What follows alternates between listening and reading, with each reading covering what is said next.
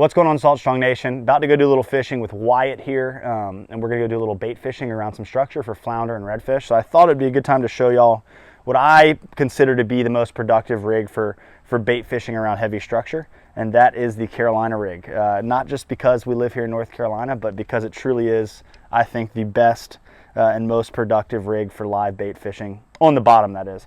It's a very simple rig. You can also put some leader material above the swivel if you want. It will help keep a few of the more tangles out. Sometimes if you're in some heavy current, this will wrap a little bit, but it's really easy to get out. But really, all it is an egg sinker, a bead, a swivel, leader, and a circle hook. And you can change the hook up, but I really recommend a circle hook for all three of our inshore species, which are trout, flounder, and redfish. What this bead does is it slides over the knot here and actually protects your knot. And it also keeps the swivel from jamming up into the lead. Lead's a soft metal, and so it's easy for that swivel to get jammed up in there. And then you can break the swivel and lose a fish that way. But it's a very simple rig. Really, really productive for all three species, like I keep saying. One thing to think about is your leader length, and I usually keep it between about 1 foot and 2 feet, depending upon the scenarios. If I'm trout fishing, I like a little bit more play, where that hook can, or that fish can travel around on the leader.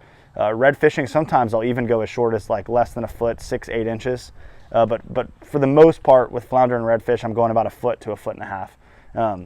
I'll show you how I like to rig this. So pretend this was a mullet.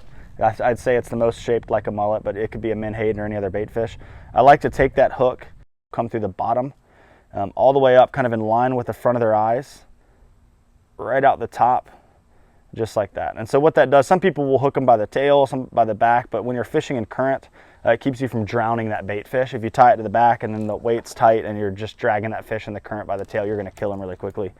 They have the most ability to swim around the weight here with them when you hook them through the mouth like that. And one thing to think about is what kind of bait you're using, and we really, I think we're probably gonna stick to mullet today.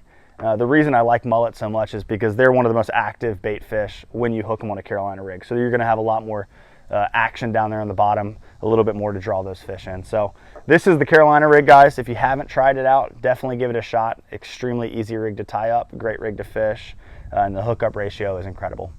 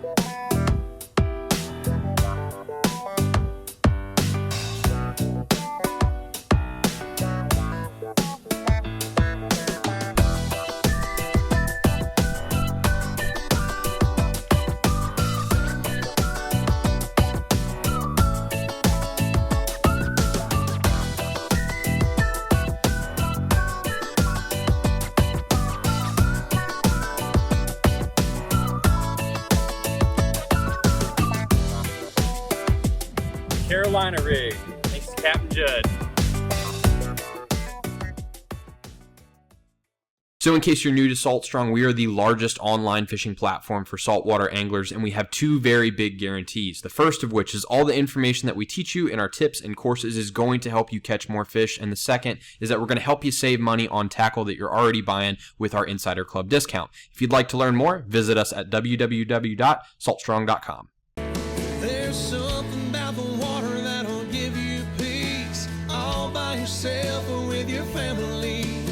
Live Salt Strong and wear the line today.